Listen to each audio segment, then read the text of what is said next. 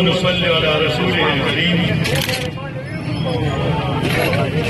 أما بعد أعوذ بالله من الشيطان الرجيم بسم الله الرحمن الرحيم فليعبدوا رب هذا البيت الذي أطعمهم من جوع وآمنهم من خوف صدق الله مولانا العظيم.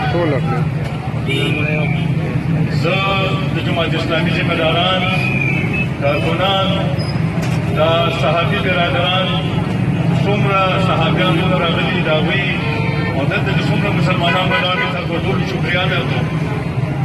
وروڼو زموږ د دې کیمپ بنیادي مقصد په دې وطن کې چې کوم د ګرانۍ دا نوی لهر راغلی دی دا د هغې خلاف احتجاج دی او د خلکو دا خبره د حکمرانانو غوږونو ته رسول دي او انشاءالله دا حکمرانان به مجبورو او عوامو ته به د ریلیف حاصلو.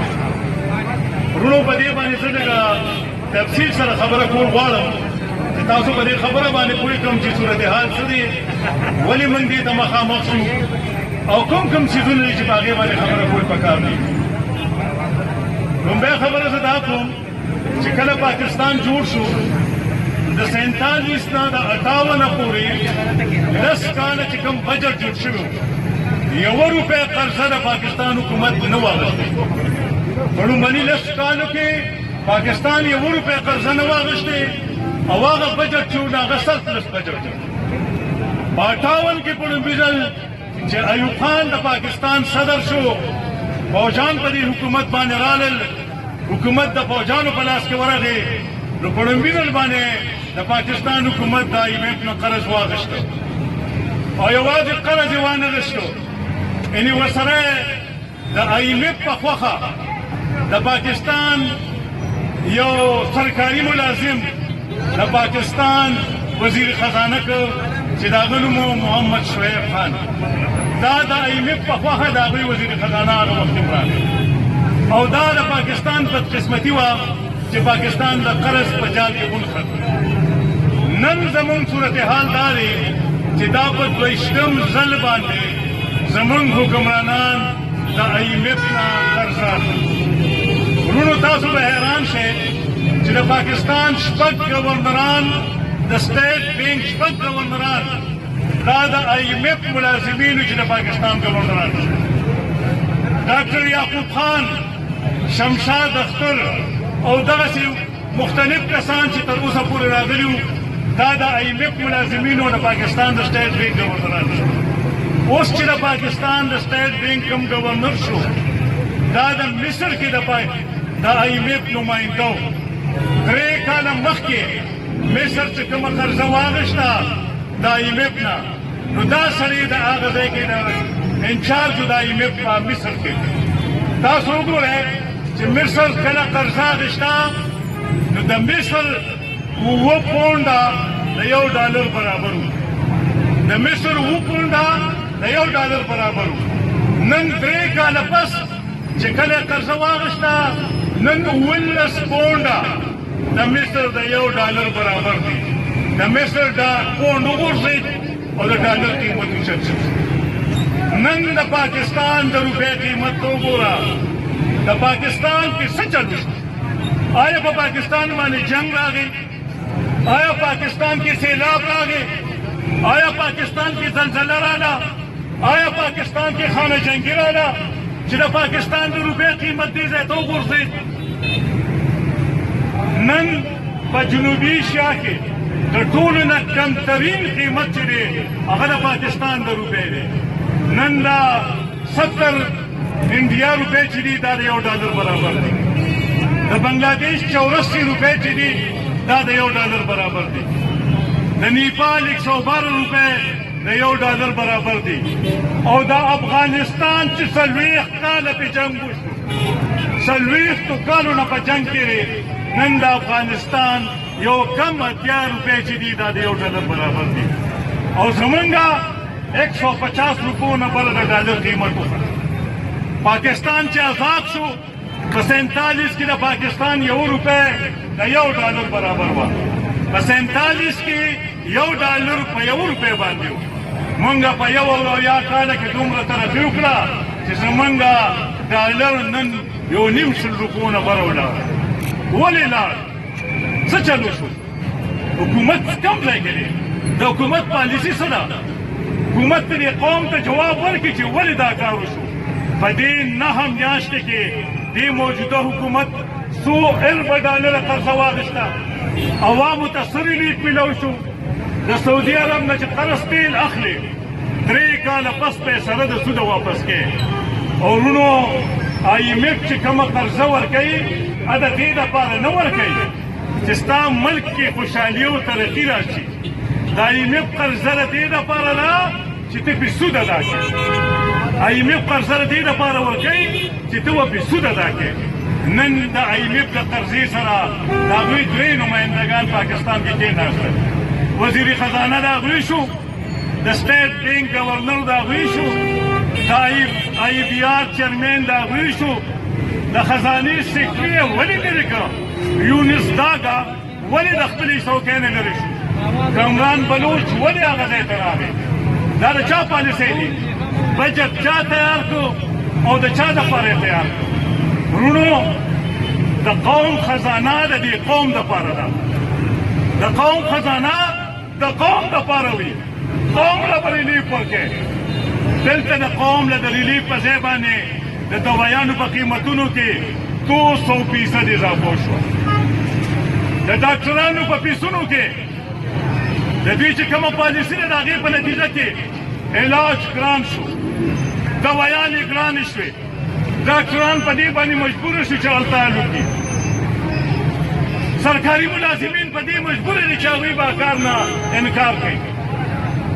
عام خلک نن سبا میډل کلاس پاکستان کې ختم شو. تاسو که کتلي نو غریب سړی د مزدورۍ نه مجبوره وي نو هغه د احتجاجونو کیسه نشي اخیستی. ځکه چې هغه وایي که احتجاج کوم نو بچې مې نه پاتې کېږي. مالدار سړی احتجاج نه کوي. دا میډل کلاس چې دی احتجاج کوي. میډل کلاس د دې نه وخت چې هغه احتجاج ته راپاڅي. هغه مجبوره کړي چې هغه بچو له رزق وګټي. نن زمونږ دا صورتحال ولې جوړ شو؟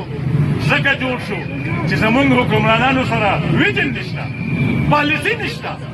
یعنې چې کوم حکومت سره خپل وزیر خزانه نه وي، خپل حکومت سره چې پالیسي ساز ادارو دپاره خلک نه وي، چې د کوم حکومت سره منتخب نمایندګانو په ځای باندې عام خلک راولي او هغوی نه کارلي منتخب نمایندګانو باندې د هغوی اعتماد نه وي، د هغې نتیجه کې به همدا صورتحال پیدا کېږي.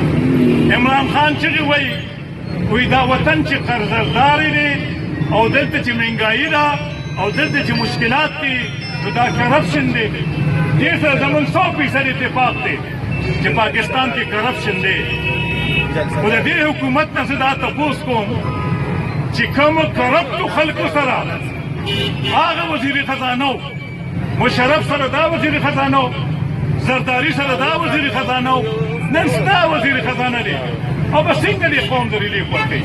او به څنګه د دې قوم حالت بدلوي؟ او ما هغه وایي چې څنګه ما هغسې وو د هغې نه بدتر کېږي. او دې وایي چې مونږ د کرپټو خلکو خلاف مونږ لاس واچو، خلک هم ګرفتار کړل. مونږ وایي دا ډېر ښه کار دی. خو زه دې دا تپوس کوم چې علیم خان به کله ګرفتاری؟ علیم خان دې څنګه سپین باز کړو؟ جهانګیر ترین ته دې کوم سرټیفیکیټ ورکړو؟ پرویز خټک به کله نیسي؟ دا د نیب چیرمین وایي که سرکاري خلکو ته مې لاس واچو نو حکومت به په هغه ورځ راوغورځېږي. وایي چې په کومه ورځ ما سرکاري خلکو ته لاس واچو او صرف د کابینې ممبران مې ونیول نو دا حکومت به ختم شي. او دې کې بعضې وزیران وي دومره بوډاګان دي چې ما سره یره ده چې په جیل کې مړه نه شي، په ما کې جوړ نه شي. ورونو د حزب اختلاف خلک ونیسي، د خپلې پارټۍ خلک ولې نه نیسي؟ تا ته پته نشته چې ستا په دې وزیرانو کې کوم خلکو خلاف د نیب کیسونه موجود دي؟ ولې هغوی ته اجازت نه ورکوي چې هغه ګرفتار کړي؟ ورونو د احتساب هم یک طرفه دی، د ځان دپاره یو شان دی او د بل دپاره بل شان دی. کوم بجټ چې پیش کړی دی دې کې د عوامو دپاره هېڅ ریلیف نشته. 1500 ارب روپو ټیکسونه یې ولګول. د 1500 ارب روپو ټیکسونه دا به زموږ څخه وصولېږي او هر څیز به ګرانېږي. پټرول په دې 9 میاشتو کې کوم ځای ته ورسېدل د وې زه به دې قوم له 50 لکه کورونه جوړوم او 1 کروڑ نوکرۍ به ورکړو د دې حکومت پاتې چې دی نو دا 49 مهینې پاتې دي 49 مهینې چې په هره میاشت کې د 1 لاک نه زیات کورونه جوړ شي نو هغه به 50 لاک کورونه جوړ کړي چې هره میاشت کې د 1 لاک نه زیات کورونه جوړوي نو بیا به دا 50 لاک کورونه جوړ شي اوسه پورې خو یو کور هم نه دی شروع شوی په 10 میاشتو کې یو کور هم نه دی جوړ شوی نو په 50 میاشتو کې به 50 لاک کورونه څنګه جوړوي اوس وایي نوکرۍ به پرایویټ سیکټر کې ملاویږي نو پرایویټ سیکټر کې خو باندې نوکرۍ ملو شي چې دلته سرمایه کاري وشي دلته خلک پیسې ولګوي نو د روزګار موقع به پیدا شي دې ځای نه خو خلک تښتي دلته خو خلک پیسې نه لګوي ټیکس امنیسټي سکیم یې راوړو د وې چې زه په دې باندې لعنت لیکم چې هغه وکیل حکومت ته نواز شریف حکومت کې راغی نن یې په خپله هغه سکیم باندې شروع کړه چې 6% ورکړه باقي سپین باز ګرځه څونه غلا چې یې کړې ده بس هغه تاته معاف شوه ورونو د 6 ارب ډالرو لپاره دا به په 39 مهینې کې د پاکستان ته ملاویږي چې د میاشتې 15 کروڑه ډالر جوړېږي په 15 کروڑه ډالر باندې دا وطن په ایمیل باندې خرڅ کړي 15 کروڑه ډالر د میاشتې ورکوي اب په سود کې ځي او دا وطن یې ایمیل ته حواله کړ موږ په دې حکومت باندې د دې په مشرانو باندې لعنت دیږو دې قوم ته دا خبره کول غواړو چې ورونو کومو خلکو سره چې د خدای یره نه وي هغه د قوم حالت نشي بدلولی او دا هغه خلک دی چې دوی سره د خدای یره نشته دوی نن صحابه کرامو پورې هم ټوکې کوي تاسو په لشمني تقریر د دو ګوره چې خدای دې تباه او برباد کړه چې د هغې صحابه کرامو په کردار باندې مواز پورته کوي کوم صحابه کرامو 313 کسانو د دنیا رخ بدل کړی دی کم 313 کسان چې راپاڅېدل په ټوله دنیا کې انقلاب راغی زه نن د هغې خلاف هم خبره کوي چې به هغوی یېرېدل هغوی نه راوتل ته ویې په لوټ مال باندې شروع کړه تا له شرم هم نه درځي د احد مسلمانان هغه د لوټ مال دپاره راوتلي وو هغه د کافرانو د مقابلې لپاره راوتلي وو هغه او یا شهیدان چې په هغې کې د رسول الله صلی الله علیه وسلم ترم شامل دي تا له شرم هم نه درځي چې د کوم څیز نه نه خبر هغې څیز باندې ولې خبره کوي نورونو د داسې خلکو نه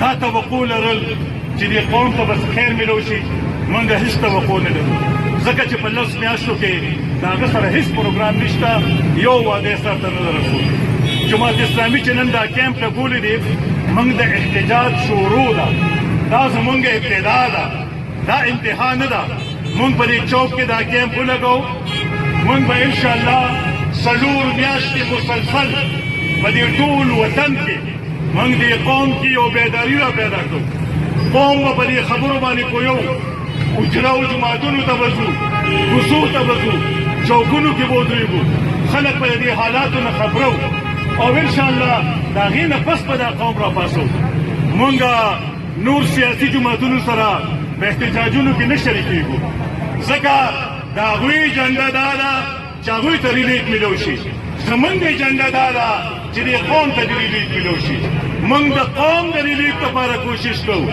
د یو پارټۍ د ریلیف لپاره د یو شخصیت د ریلیف لپاره کوشش نه کوو موږ سره د دې وطن چلولو لپاره پروګرام شته موږ دې قوم ته وایو چې جماعت اسلامي اخري امید د دې قوم انشاءالله که قوم جماعت اسلامي سره مرسته او ملګرتیا وکړه انشاءالله دا وطن به د ایمیت نه موږ ازادو دا به د دې امریکې او د یورپ د غلامانو نه ازادو او دې قوم ته به انشاءالله عدل او انصاف هم ملاویږي او ورونو نن څنګه د ما ملګرو خبره وکړه په دې وطن کې امن نشته په دې وطن کې د غریب لپاره د ور ټکولو ځای نشته نن د ظالم لپاره او د ضرور لپاره یو قانون دی د کمزور د غریب لپاره بل قانون دی نن د ضرور لپاره هسپتال کې علاج شته نن د غریب لپاره په هسپتال کې علاج نشته نن عدالت قانون د د ضرور لپاره یو شان دی د کمزوري لپاره بل شان دی ان شاء الله موږ په دې وطن کې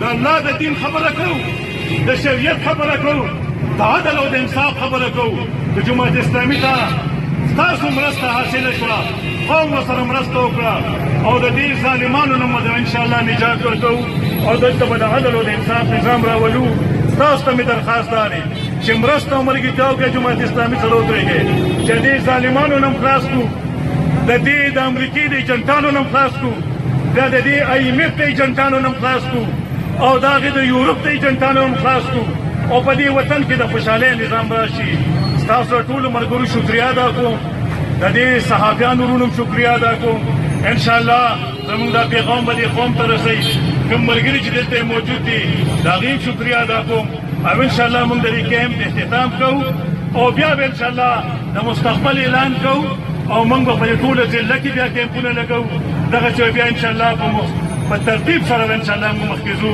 واخر دعوانا ان الحمد لله رب العالمين